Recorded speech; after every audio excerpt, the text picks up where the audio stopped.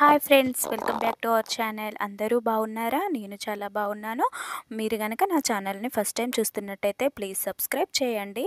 ఈరోజు వీడియో వచ్చేసి ఏంటి అంటే బ్లౌజ్ యొక్క back neck, high neck, front neck, deep neck అయితే ఏ విధంగా కట్ చేసుకోవాలి అని మనము ఈరోజు చూద్దామండి.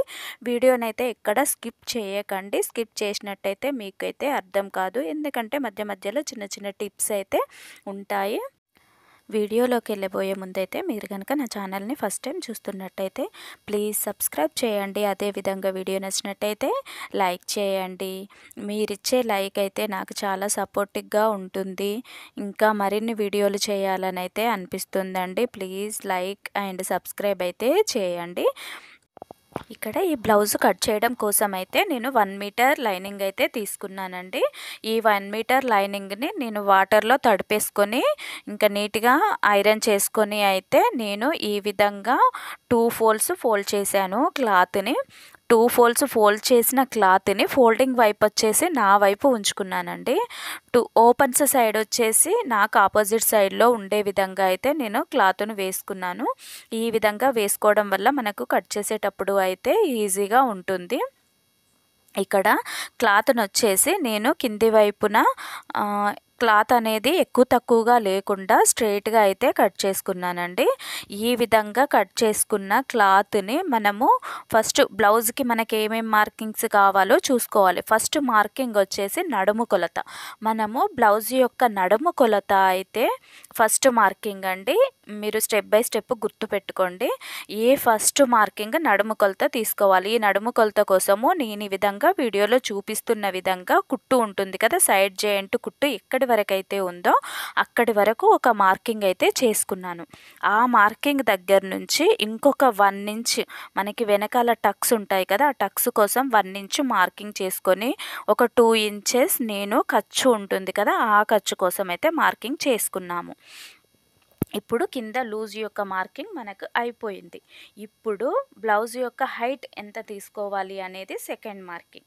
ఈ మార్కింగ్ వచ్చేసి మనము బ్లౌజ్ యొక్క నేను వీడియోలో చూపిస్తున్నట్టు బ్లౌజ్ యొక్క పొడవు మార్కింగ్ అయితే తీసుకోవాలి. ఈ పొడవు ఈ విధంగా నేను వీడియోలో చూపిస్తున్నట్టయితే పొడవు మార్కింగ్ తీసుకోవాలండి. దీనికోసము క్లాత్ అనేది స్ట్రైట్గా ఉండేలాగా చూసుకోవాలి. క్రాస్ ఉంటే క్లాత్ సాగిపోతుంది. దానివల్ల మనకి వెనకాల సైజు పొడవు పెరిగే ఛాన్స్ ఉంది. దీనికోసము కింద ఖర్చు కోసం నేను ఒక 1/2 ఇంచ్ మార్కింగ్ చేసుకున్నాను చూడండి. ఆ 1/2 ఇంచ్ దగ్గర నుంచి బ్లౌజ్ యొక్క హైట్ అయితే ఎంత ఉందో అంతవరకు ఒక మార్కింగ్ చేసుకోవాలి. ఈ విధంగా మార్కింగ్ చేసుకున్న తర్వాత పైన జాయింట్స్ ఉంటాయి కదా, షోల్డర్ జాయింట్ కోసం ఇంకొక 1/2 ఇంచ్ నేను ఎక్కువగా మార్కింగ్ చేసుకున్నాను. ఇక్కడ మనకి సెకండ్ మార్కింగ్ పొడవు అయిపోయింది, వెడల్పు అయిపోయింది. ఈ పొడవు అనేది ఇటువైపు అయితే మనం ఎంత తీసుకున్నామో సేమ్ అదే పొడవు ఇటు సైడ్ కూడా నేను వీడియోలో చూపిస్తున్నట్టు ఆ చివరన కూడా అదే పొడవు మార్కింగ్ తీసుకొని అదేవిధంగా ఇక్కడ మనకు ఖర్చుతో సహా నడుము యొక్క వెడల్పు ఎంత వచ్చిందో అదే వెడల్పు మనము పైన కూడా తీసుకోవాలి. నేను వీడియోలో చూపిస్తున్నట్టు ఈ విధంగా అదే సేమ్ వెడల్పుతోనే పైన కూడా తీసుకోవాలి. ఈ విధంగా తీసుకొని మనము ఒక బాక్స్ షేప్లో అయితే దీనిని మార్కింగ్ చేసుకోవాలి.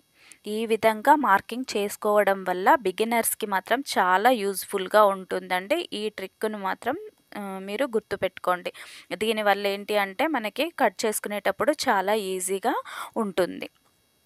ఇప్పుడు మనకి పొడవు వెడల్పు తీసుకొని ఈ విధంగా మార్కింగ్ చేసుకున్నాము కదా.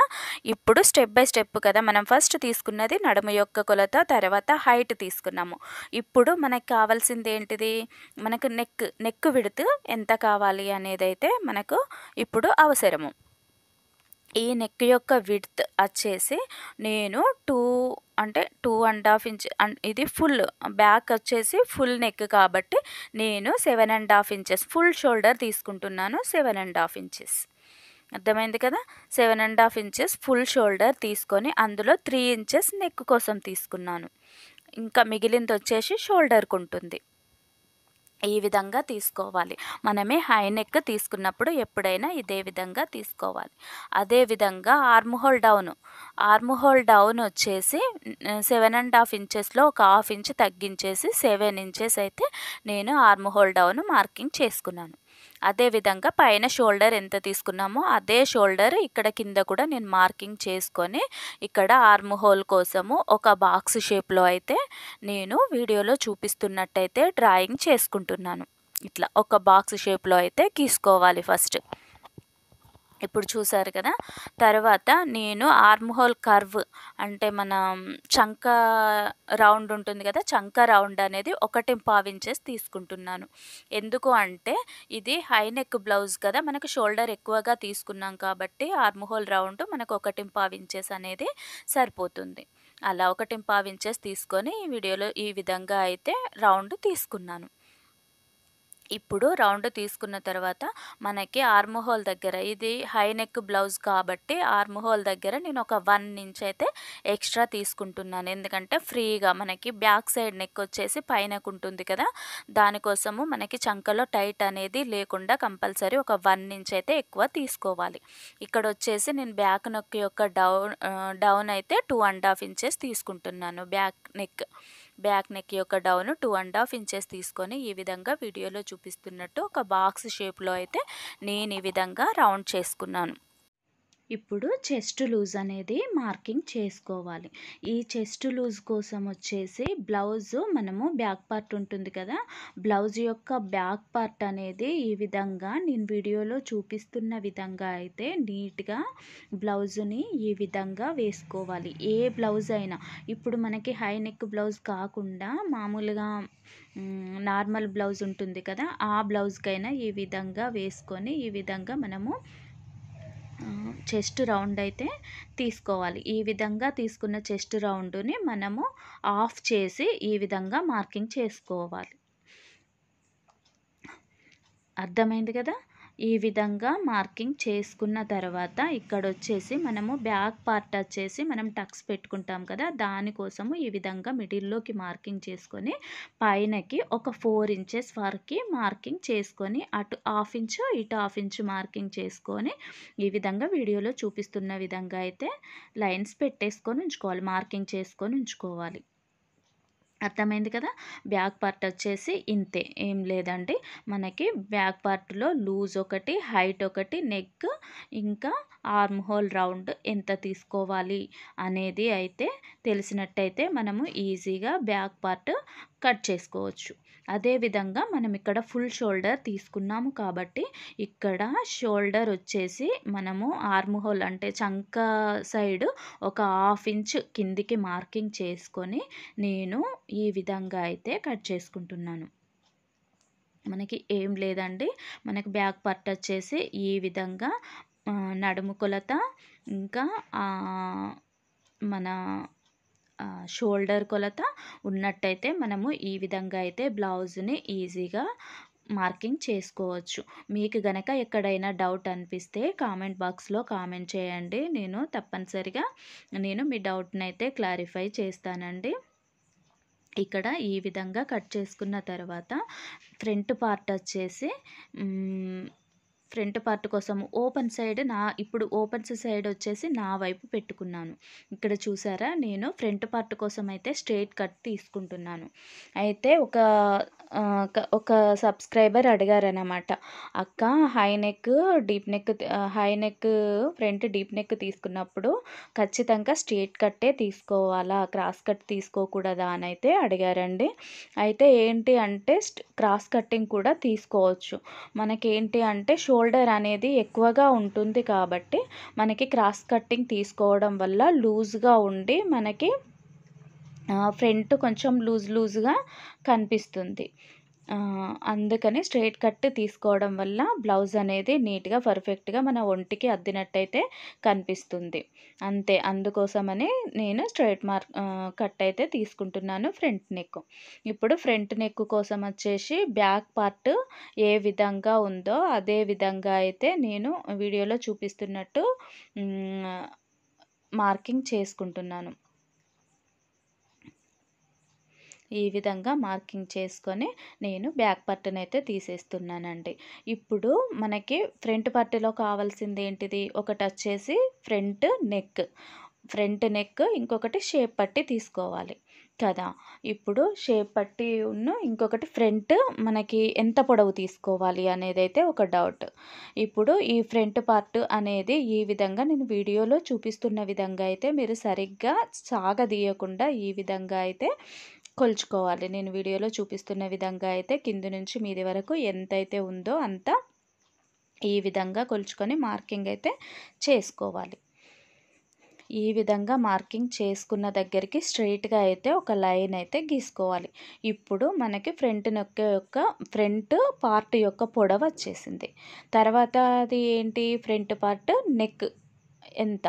ఫ్రంట్ పార్ట్ యొక్క నెక్ ఈ విధంగా నేను వీడియోలో చూపిస్తున్న విధంగా బ్లౌజునైతే లైనింగ్ పైన ఈ విధంగా వేసుకోవాలి.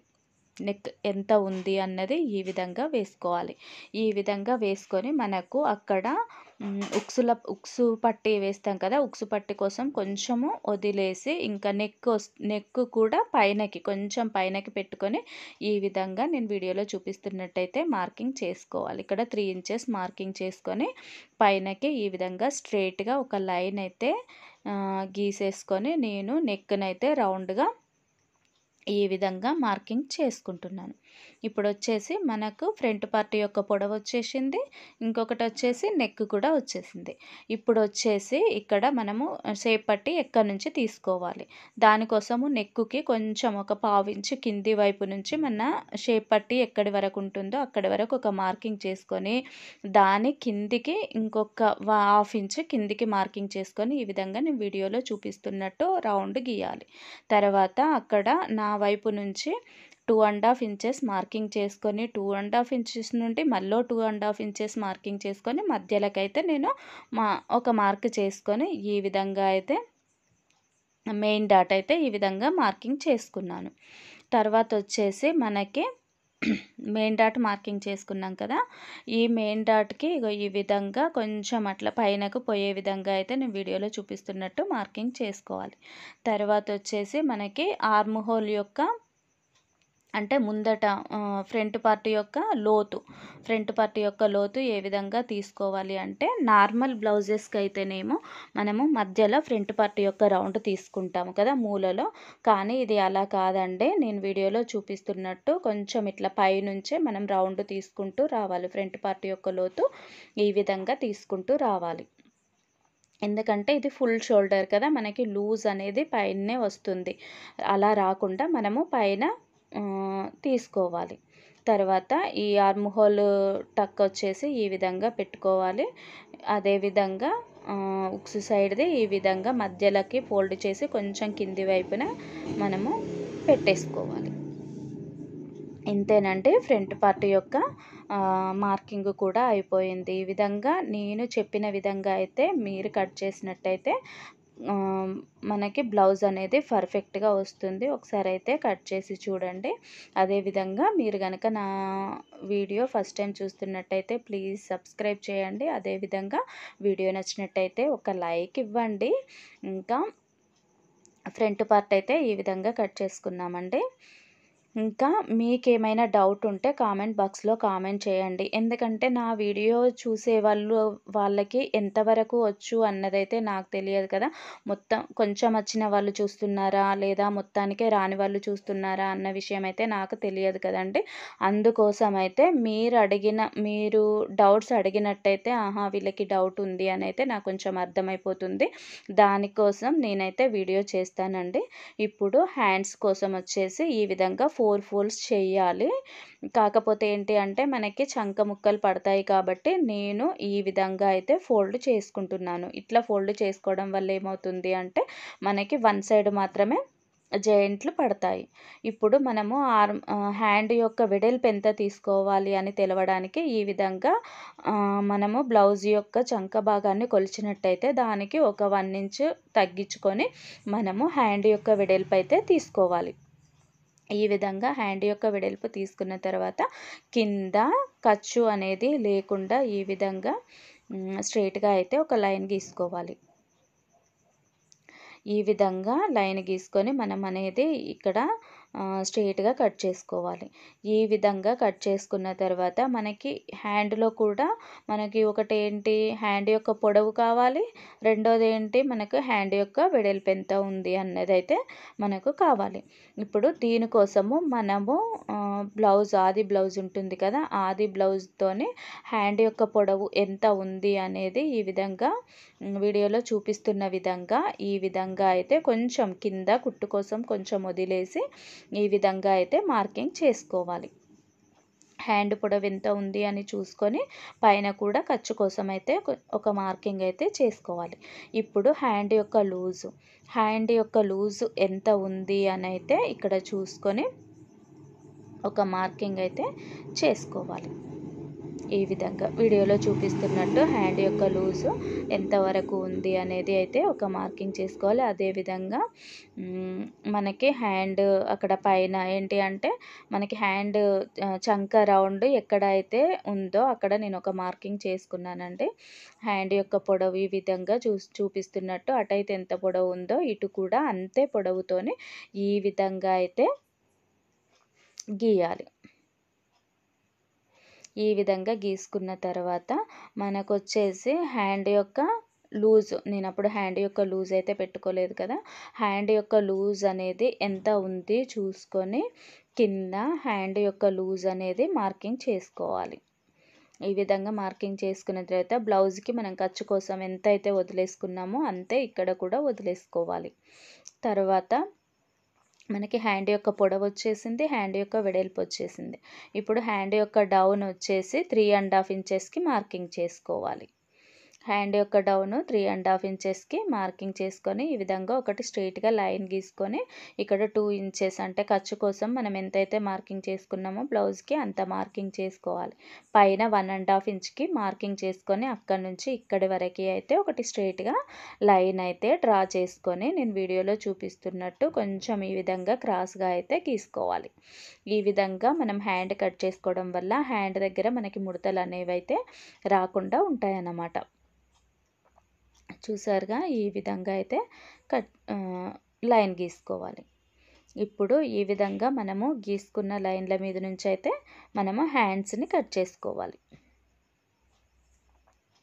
మీరు కనుక నా ఛానల్ని ఫస్ట్ టైం చూస్తున్నట్టయితే ప్లీజ్ సబ్స్క్రైబ్ మై ఛానల్. అదేవిధంగా వీడియో నచ్చినట్టయితే లైక్ చేయడం మాత్రం మర్చిపోకండి. మీకు గనక ఎక్కడైనా డౌట్ అనిపిస్తే నాకు కామెంట్ బాక్స్లో కామెంట్ చేయండి. ఇక్కడ మనకి హ్యాండ్కి జాయింట్ పడుతుంది కదా, హ్యాండ్ జాయింట్ కోసము ఈ విధంగా మనము మిగిలిన క్లాత్ని అయితే ఈ విధంగా కట్ చేసుకొని పెట్టుకోవాలి. ఇప్పుడు షేప్ బెల్ట్లు అయితే నేను స్టిచ్ చేసేటప్పుడు కట్ చేసుకుంటానండి. ఇంకా ఇప్పుడు వచ్చేసి ఇక్కడ చూడండి ఒరిజినల్ క్లాత్ ఉంటుంది కదా, ఈ ఒరిజినల్ క్లాత్ పైన మనము కట్ చేసిన లైనింగ్ పీసెస్ అయితే ఉన్నాయి కదా, ఏ విధంగా అయితే మనము అంటే అడ్జస్ట్ చేసుకొని పెట్టుకోగలుగుతామో ఆ విధంగా అడ్జస్ట్ చేసుకోవాలండి. క్లాత్ అయితే మనకి ఒరిజినల్ క్లాత్ చిన్నగా ఉన్నప్పుడు మనకి సరిపోదు. అందుకోసం వచ్చేసి ఫస్ట్ ఏ విధంగా అడ్జస్ట్ అవుతుందో చూసుకొని అయితే కట్ చేసుకోవాలండి. లేకపోతే మనకి ఒకటి కట్ చేసిన తర్వాత మిగిలినది ఏమైనా వెళ్ళకపోతే మాత్రం ఇబ్బంది అవుతుంది. దానికోసం ముందే ఈ విధంగా అయితే ఎక్కడెక్కడ ఏ పార్ట్ వెళ్తుంది అన్నదైతే చూసుకోవాలి. ఈ విధంగా చూసుకొని అయితే కట్ చేసుకోవాలండి. మీరు కనుక నా ఛానల్ని ఫస్ట్ టైం చూస్తున్నట్టయితే ప్లీజ్ సబ్స్క్రైబ్ చేయండి. అదేవిధంగా వీడియో నచ్చినట్టయితే లైక్ చేయండి. మీ లైక్ నాకు ఎంతో సపోర్టింగ్గా ఉంటుందండి. ఈ విధంగా అయితే కట్ చేసుకోండి. Thank you for watching. Please subscribe my channel and like, share. Thank you for watching.